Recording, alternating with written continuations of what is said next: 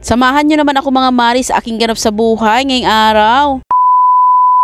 1:30 na nga ng umaga ngayon mga mari at ito na yung aking deliver ng mga tubig ko. O yung mineral water ba na binibenta ko dito sa aking may tindahan. Maaga pa nga nila kinuha tong mga galon ko kanina kaso 1:30 na sila nakapag-deliver. Wala namang problema mga mari kahit matagal sila mag-deliver dahil marami pa naman akong stock dito sa may bahay. 10 piraso ng galon ang mayroon ako dito sa may tindahan namin mga mari. Hindi naman yan sabay-sabay silang maubos mga mari kaya yung iba binibigay ko na kaagad sa kanila yung mawala ng laman. Alam nyo ba mga mari na napakabinta nitong mga mineral water dito sa may tindahan namin? 40 pieces nga na galon yung mga nabibenta namin dito every week. Kaya sa may tindahan dyan, binta na rin kayo ng ganito mga mare, dagdag kita sa ating tindahan. Lalo na ngayon mga mare na mainit yung panahon, mabinta talaga ito sa ating mga tindahan. Fast forward mga mare, nandito na nga pala kami sa may Green Hills. Kakanood nga ng Diyosawa ko ng vlogs dito sa Green Hills ay napunta kami rito. Tingin lang kami dito mga mare ng mga cellphones dahil kailangan na Diyosawa ko magpalit ng cellphone niya. Na kasi yung ginagamit niya mga mare na cellphone kaya kailangan na mapalit dahil kailangan niya sa may Lalamove. Hirapan nga daw siya mag-touch nung kanyang cellphone dahil naghahang na daw siya kaya kailangan na naming palitan para hindi siya mahirapan sa paglalamove niya. Ngayong araw mga mare ay napag-isisyonan na talaga naming palitan yung kanyang cellphone. Una nga namin pinuntahan dito sa may Green Hills mga mare dahil sabi ng Diyosawa ko sa kakanood niya ng mga vlogs dito sa Green Hills,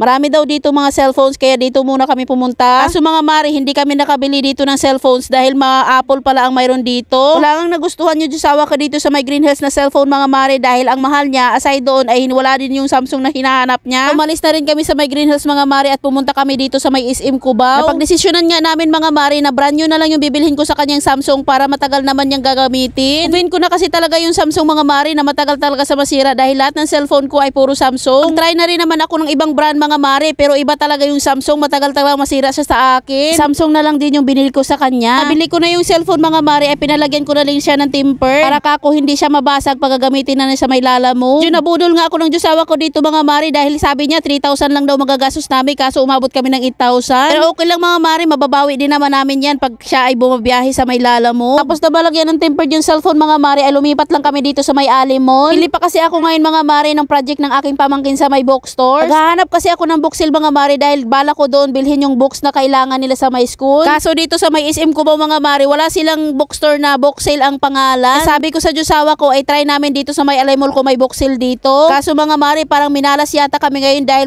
pati dito sa may Ali Mall wala rin silang book sale dito. Napagdesisyonan ng Diyosawa ko mga mare na sa may SM Fairview na lang daw kami pupunta at itatry namin kung mayroon yung books na hinahanap ng aking pamangkin. Kaso mga mare minalas yata kami kasi pati sa SM Fairview wala rin silang stocks ng books na gusto ng pamangkin ko. Kaya umuwi na lang talaga kami ng luhaan mga mare. Yon lang. Salamat sa pagtanaw. God bless everyone. Bye!